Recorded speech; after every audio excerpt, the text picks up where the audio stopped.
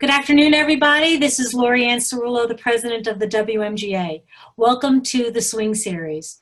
It is our sequence of events or sessions that we have for our membership in order to bring you some information and some tidbits while we're in our shelter in place.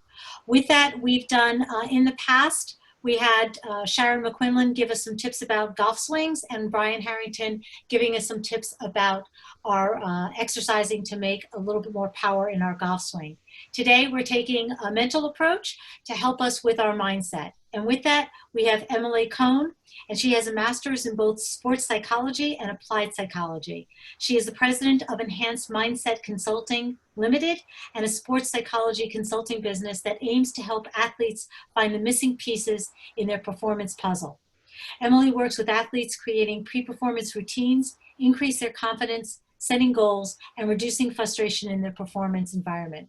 We've asked Emily to join us, and we thank her for joining us, to talk to us about the mindset with not only shelter in place, but also as how it relates to our golf game. So Emily, if I could first ask you, and folks, just to go back, we are going to do a Q&A type of session with Emily live, and you can have questions asked via the chat, and we will ask Emily. But Sarah and I will be taking Emily through a couple of questions that we've gotten from some of our folks that we did some solicitation for. So Emily, if you could first describe your unique focus to working with sports psychology in general, what's your approach, and then we could go on from there. Yeah, definitely. And I just want to say thank you again for having me. So excited to be here working with the WMGA. I played my first mother-daughter tournament when I was 14, so it's exciting to now be back here trying to help everybody out. Basically, I've been an athlete my entire life, and I struggled when I was playing tennis in high school. Making my second serve in practice was no problem, but making a second serve in a match just wasn't there for me, and I never understood what was going on or what that difference was. So then in college, I wanted to do sports management, or so I thought, and I managed the men's basketball team. And there I would watch them make free throws in practice every day of the week. They had to be above 80% or they would run. And then in games, they couldn't make a free throw, but they barely ever ran in practice. So I was like, okay, there has to be much more going on here. I'm experienced as an athlete. Collegiate athletes are experiencing it. I was a psych minor in college. And so I just started doing more research into the field of sports psychology and realizing that it was actually a thing. And so then people are actually doing it. And now it's becoming much more mainstream, which is awesome. And now I just try to get as many athletes the mental skills help that they can. Great, terrific. Well, thank you for joining us. I will start off with, in the current environment, it's very stressful. Everybody's going through a lot of emotions, especially I think we're entering into week 9 of working at home. And how can you describe from this, what is normal? What should we be expecting? Are we going overboard? All the feelings that we're feeling. Is everyone doing this? Am I just alone? What can you help us with this? Yeah, you're definitely not alone. Unfortunately, because none of this is normal, it sort of makes everything normal. So everyone is experiencing this for the first time, and it's scary for everyone in a different way. So everything you're feeling is probably normal. I would say focus on the fact that everything in moderation is always good. So if you're feeling sad one day and you're feeling happy and productive the next, that is probably what everyone else is going through in some respect also. But if you're feeling sad for the entire 9 weeks and you haven't been able to do anything, then you probably want to reach out for some extra help. I don't focus on like clinical help or anything, but I could get you in touch with someone who does. I'm just focusing on the average stress management and performance enhancement stuff. So for average stress management, everyone is needing it right now. And probably if you're not feeling a little bit stressed, then you may be in denial and you may want to focus on why you're thinking you're not stressed and like get in touch with that now, because if you don't get in touch with it now, it's probably going to show up in some respect in the future. So that's a lot of what you want to be doing now, is addressing your stress head on and figuring out where the stress is coming from, non-pandemic related, pandemic related, and go from there. Mhm.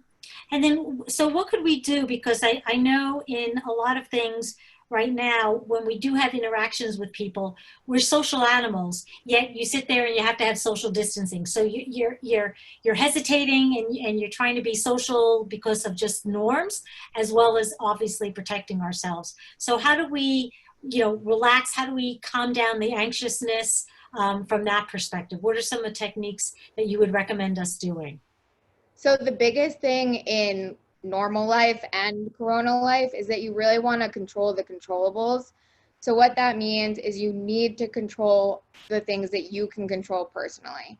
So that's really hard for everyone in normal life, and it's hard for people now. But what's happening now is I've seen a lot of people, athletes, friends, family members, who are so focused on what other people are doing while they're in quarantine. They're like, oh, well, they're following a strict minute-to-minute schedule. Should I be following a strict minute-to-minute schedule?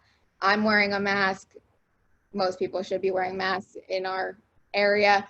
But if other people aren't wearing a mask, you like get that instinct that you want to be telling them to wear a mask.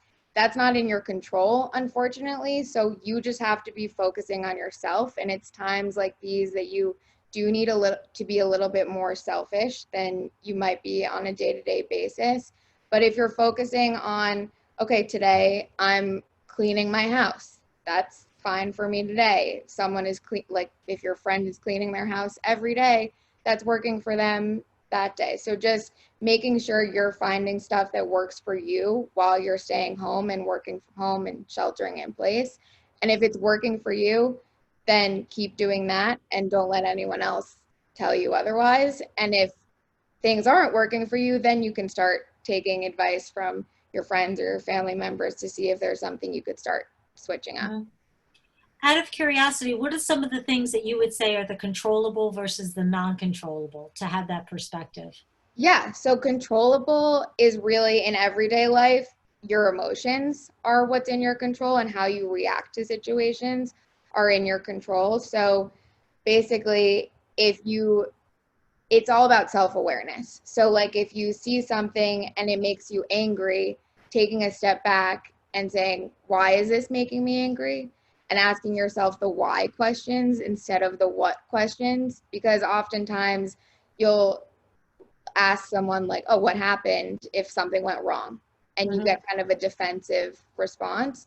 But if you ask someone, why do you think that happened? It forces you to take a step back and assess the situation that actually occurred, and then figure out the steps that went into that happening, and then work from there. So you'll get more out of the situation if you approach something with a why approach rather than a what approach. So when you find yourself getting anxious or angry or things seem out of control in quarantine, then take a step back, ask yourself, why do you think you're feeling the way you're feeling? And it'll either lead you to a path of like, the kitchen's a mess and Right. I need to clean up the kitchen, or it'll lead you to a path of, I haven't seen my friends and family in forever, or I feel like I'm not getting where I want to be with my golf game, or I just want to be out on the golf course. And then once you know why you're feeling the way you feel, then you can figure out what you need to do to get there. Yep. So this mindset, I get that, is kind of understand where you are. From that perspective, we do have a question someone asked about, is there a visualization technique with that? Is that important? Do you recommend doing that? Is there something you can comment about that? Yeah, so visualization is great in terms of if you're looking to practice towards getting back out on the golf course. I know a lot of people are struggling right now with the fact that their golf courses might be open, but they don't have the time that they could practice on the range. So the funniest thing that I learned like going through school is that muscle memory is kind of a myth. And so what it really is like your muscle memory in your brain, the neurons that are in your brain that you've formed to remember how to do a golf swing and all of that stuff. So you can actually activate those neurons just through visualization or through imagery.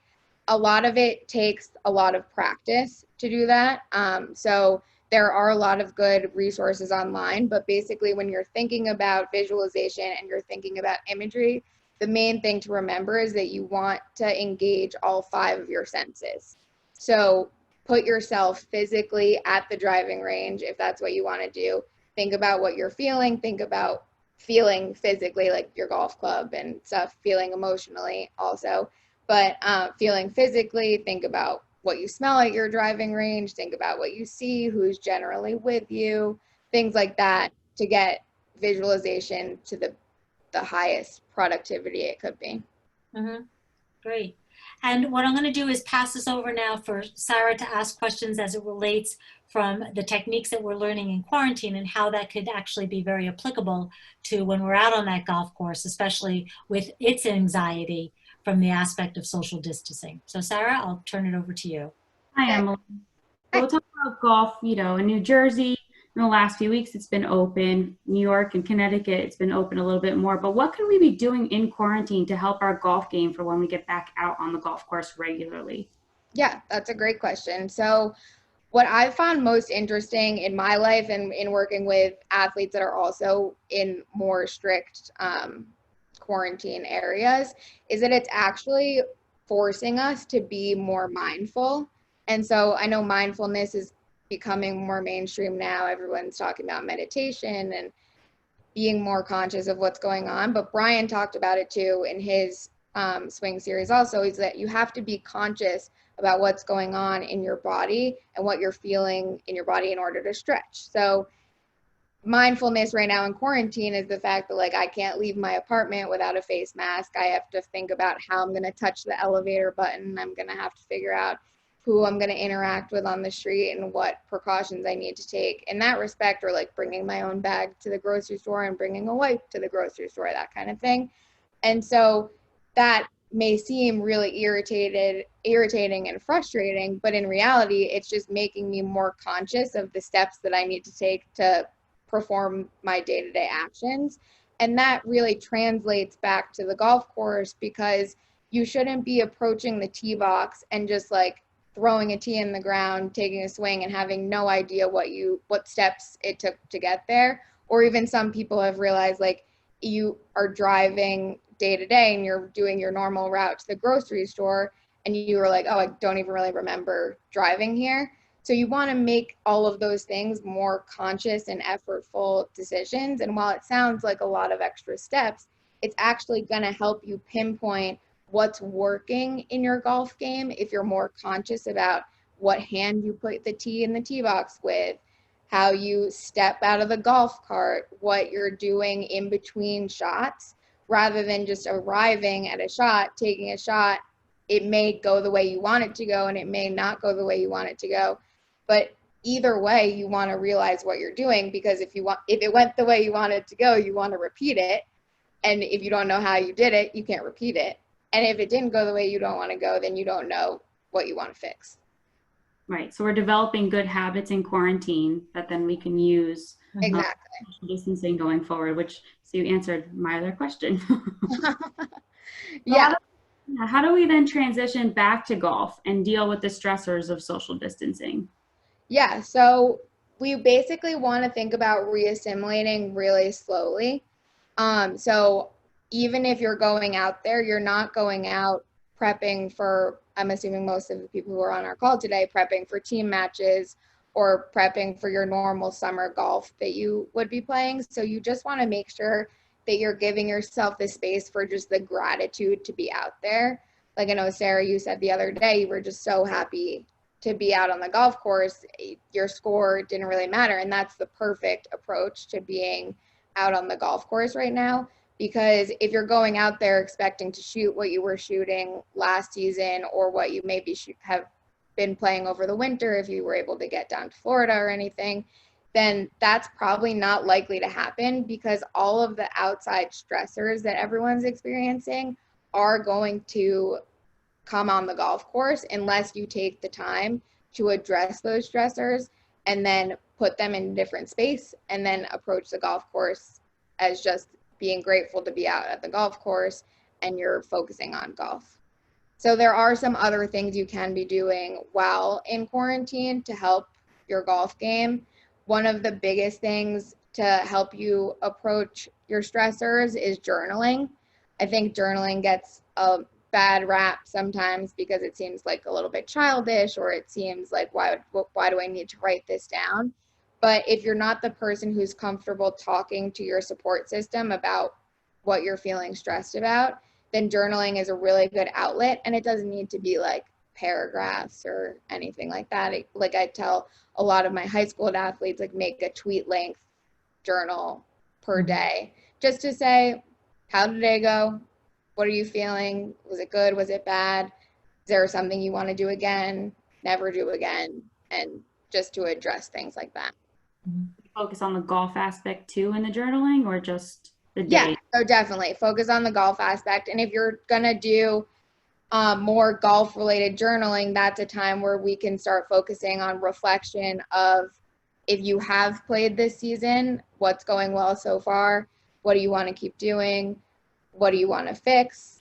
Why do you think that needs to be fixed? I think that also is something that Sharon mentioned, is that like a lot of times people come in and they're like, my driver's not working. Well, it's not really that your driver's not working.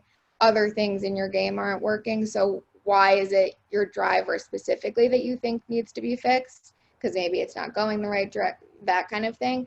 But if you're coming out here and you're like, I just want to shoot like 5 less for every round that I play, why is that something that you're working towards? So we're always coming back to the why, because you need to understand the why, not only because that'll get you to a more productive place, but motivationally, you need to have a why, so that if you are frustrated on the course, you come back to your why, and it comes back to a place of what I was talking about before with gratitude also, of like, okay, I'm out here because I love the game of golf and I just want to get better, and it's a good outlet for me. Or if your why is, I'm out here because I want to start playing more seriously, I want to start playing in more competition, I want to start maybe playing semi-professionally, whatever your why is, you need to know what you're doing, like why you're doing what you're doing,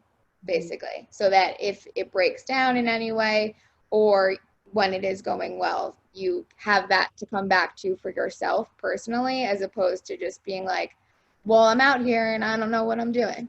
So you need to have a why. Can we talk about goal setting a little bit then? I know many of our members start out the season with their plan for the year, and that some of that has changed. Do you have any suggestions for goal setting on your game throughout this quarantine? Yeah, so I think it starts with figuring out what your goals were pre-coronavirus. If you had set goals, if you didn't have set goals, now's a great time to set some new goals if you didn't have any goals. Once you have that, see what you need to adjust based on the situation. So unfortunately, I'm assuming a lot of you guys were planning on playing in team matches or something like that. You can still contact your teammates. Like you don't get the competitive of playing with other country clubs or playing against other people you might not normally play against, but you can still figure out ways where you guys as a team can progress in this season even without playing together or stuff like that. Like, it's frustrating and it's unfortunate and nobody wants to be in this situation, but there are still things you can be doing as a team to be progressing your golf game. So figure out if there were team goals that you guys had and how you can adjust based on that. That's a whole nother like activity to do, even if you're have a team Zoom, have a happy hour and go from there. But for your personal goals, figure out what you had pre-corona, figure out how to adjust it now. And the biggest thing with goal setting is making sure that your goals are specific and that they're measurable. So what that means is, like, everyone wants to win, right? It comes back to controlling the controllables. You really can't control whether or not you win any given match unless you make more specific goals, because you can't control how the other person plays.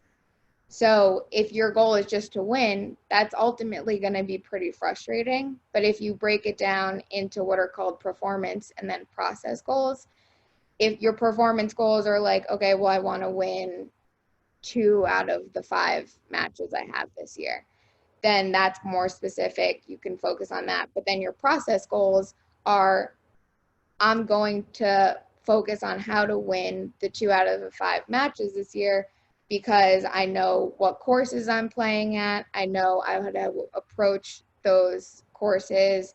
And I'm going to then, in the process of playing in those courses, spend 10 minutes on imagery of the courses that you know. I'm going to spend 10 minutes focusing on my pre-performance routine for when I get up to the tee. Like things like that you can all do at home. And now's the perfect time to start doing that if you hadn't been doing it before, because the biggest obstacle a lot of athletes face in focusing on their mental skills is they're like, well, I need to be physically practicing. And now you do need to be physically practicing. I'm not going to deny that, but now is a great time to be practicing your mental skills because that tends to get neglected when you do have the opportunity for physical play. Mm-hmm. So you talked a little bit about pre-performance routine, and now that's changed.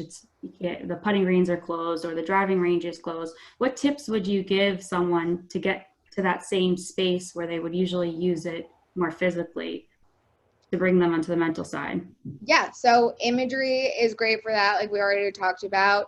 I would rewatch Sharon's swing series and Brian's also, because those are all things that are fundamental parts of the golf swing that you probably would practice in terms of like warming up normally on the driving range, but that you can do at home. I would say the amount of time that you would spend on the range, just sit down at home for that amount of time, or if it's happening in the car ride to the course, that I would be a little bit more hesitant of suggesting. But if you think you can focus on both things while you're driving, try that. If not, yeah, exactly. When you get to the course or prior to your arrival, just spend that amount of time and think about what clubs you normally take out. So if you take out a sand wedge, a driver, and a 5-wood, picture yourself spending that amount of time, sand wedge, driver, 5-wood. I'm sure you guys have all played at your clubs enough to know where to visualize the different markers are. So think about that. And the best part about imagery is that you think about what you want to happen and you see it happening and you do that. Whereas sometimes on the range, you have shots that aren't actually what you want to do, and then you bring those shots out with you on the golf course. But if you're focusing on the shots that you want to hit prior to getting to the course, you might actually find yourself being more successful because you haven't had those mishaps. Mm-hmm. All right, so we have a question here from Cheryl Brayman. How do you go about learning how to win? I used to be very unsettled on the first tee. Someone told me it's okay to have butterflies as long as they fly in formation. Yeah, so I like that.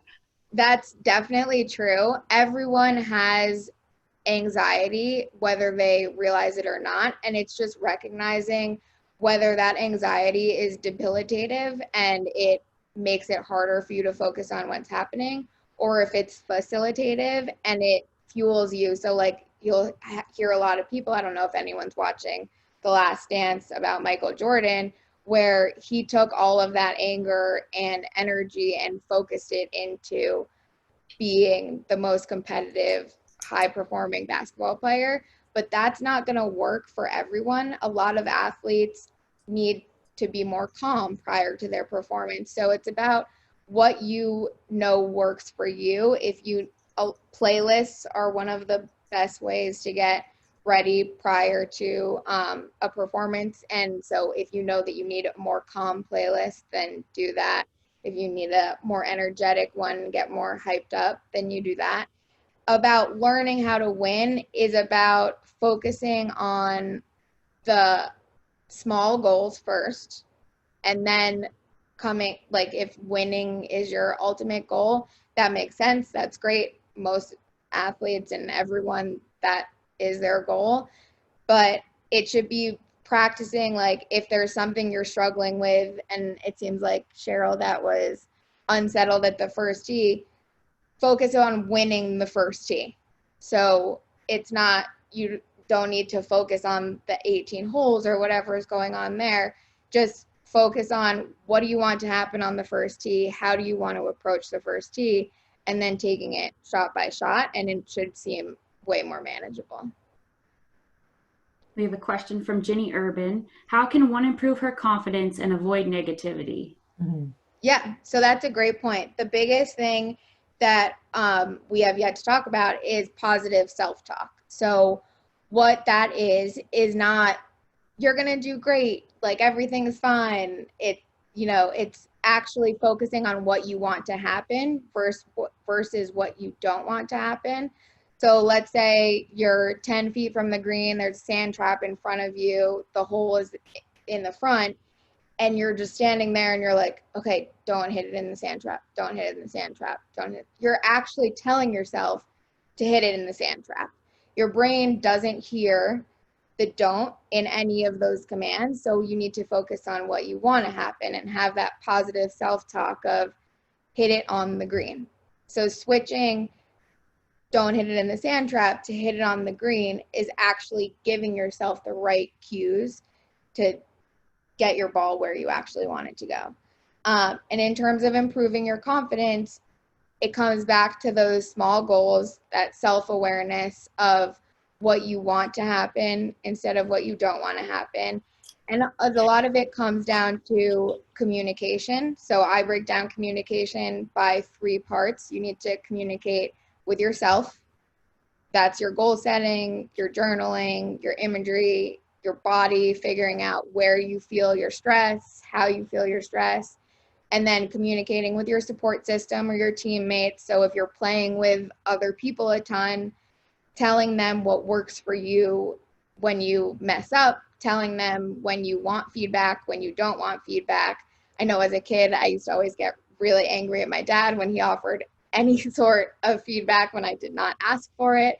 And so as an adult, I've now been able to explain that doesn't work for me because it gets more in my head and I'm not in the space while I'm physically on the course playing to accept any criticism because I just want to keep going and finish the round. But once we're done, we can talk about it. So you need to know how to communicate with yourself. You need to know how to communicate with your support system, and you need to know how to communicate with your body. Figuring out how to make those connections happen, like Sharon and Brian were happening, is talking to yourself as if you would talk to a kid. Simplify everything. You don't just simplify everything, focus on what you want to happen, and that should help improve your confidence. So I have one final question. At the WMGA, we have players of all skill levels. So what's one mental tip that you could give any player across the board? Yeah. So I think I potentially jumped the gun with that one, but positive self-talk is going to be the easiest, not the easiest, I shouldn't say easy, the simplest tip that I could give everyone that is one of the hardest things to change, because as a society, we're so used to focusing on the negative, focusing on what we want to change or fix or do better, or you did this wrong. But you just need to focus on what you want to happen versus what you don't want to happen, and giving yourself those commands. So that comes back to the consciousness also that we talked about at the beginning of when you're stepping up to the tee box, what are you telling yourself? A lot of the times, no one is really aware of the self-talk that is going on a daily basis, let alone on the golf course, until things have gone terribly wrong and you're like throwing your club in the water and it's gotten out of control. But if you start to focus on the small times where you're just like approaching a tee box on a normal day and you're not stressed out and you're just out there playing with your friends for fun, what are you telling yourself when you get up to the tee?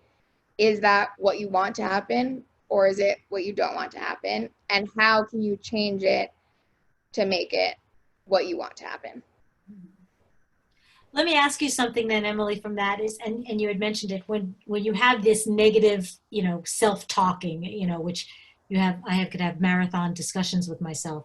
How do you empty your head? Because a lot of times people say, think of nothing. And I'm like, well, nothing is something. So I struggle there. Any tips on how to get that focus, how to get that negative thoughts? I understand the positive thoughts, but how do you, any technique on that? I stumble on that one.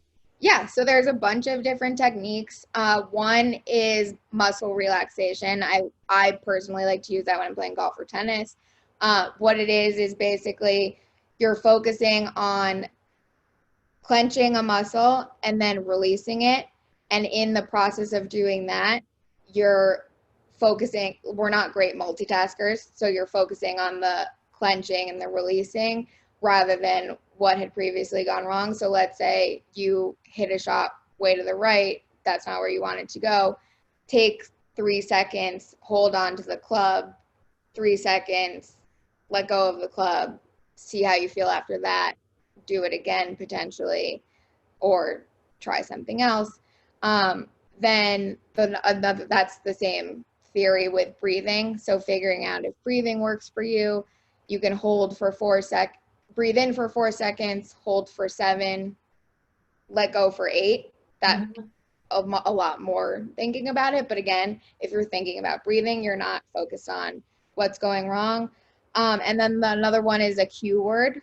So coming up with a word that stops negative thoughts.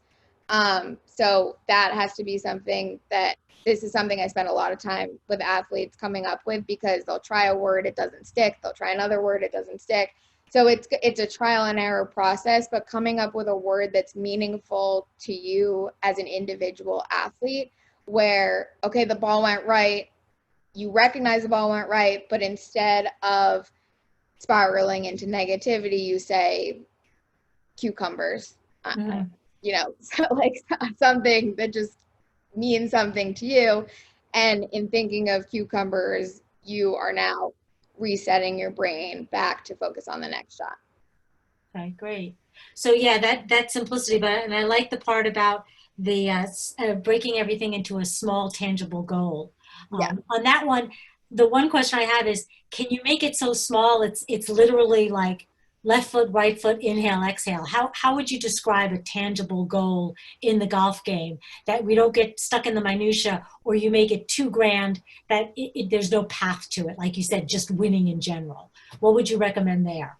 Yeah, so I mean, that it could be as small as figuring out which foot goes in front of the other and doing that for however many holes you're trying to do that. If that's a new performance routine you're trying to work on, and or if it could be as small as even like realizing in the round what hand you put the tee in on every hole and writing that down. So a lot of the times, like, you might think you do it the same every time, you might not think you do it the same every time, but a small tangible goal would be for one round, 80% of the round, writing down which tee you put the ball in the hole with. So you can start with the tangible goals of just the self-awareness of figuring out what's going on. And then once you have that self-awareness of this is what I'm already doing and not even trying to change anything, then you can focus on what you want to change or what you want to keep the same. Got it. All right. Ladies, or those in the audience, if there's any other additional questions, we're going to be starting to wrap up here. We're hit the bottom of the hour. But also just one last question in regards to that. If a person wanted to look for assistance besides yourself, I know you had talked about there's some other forums to be done, and give you a chance to discuss some of those that might be available to folks. Yeah, so through July, I'm offering free 30-minute consultations for WMGA members. But aside from that, I'm also a provider on the Mindurance website. So Mindurance is a new platform that we've been launching that is sports psych specific consultations. It's pay per minute. So for stress management or performance enhancement, if you want to call and you're like, even after the round, you're in the parking lot and you're like, why did that happen? And you just have no explanation and you have 20 minutes and you just call and you say, this is what happened. This is what I'm experiencing. Do you have a tip? And then if you like the person that you spoke to, so it's myself and probably 16 other providers of all different age ranges, all different expertise, and they can help you there, pay per minute, and then you can request to talk to that person again, or you can talk to someone else, or you can just reach out to me personally. Yeah.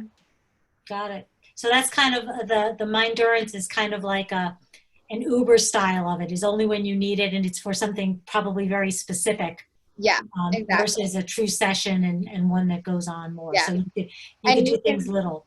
Yeah, you can do things little, or you could do it as a longer session as well. It's whatever works for you. So figuring out, like you said, Uber, so there's people on there at all times of the day. So if you do want to set up a weekly session with someone on there, you can do that as well. But it's just a platform that's accessible to athletes at any time that could work for them, as opposed to now, I guess it was a little different pre-corona also when we were thinking about it, because it was you don't have to go into someone's office to talk to them, but now no one's going into anyone's office to talk to them.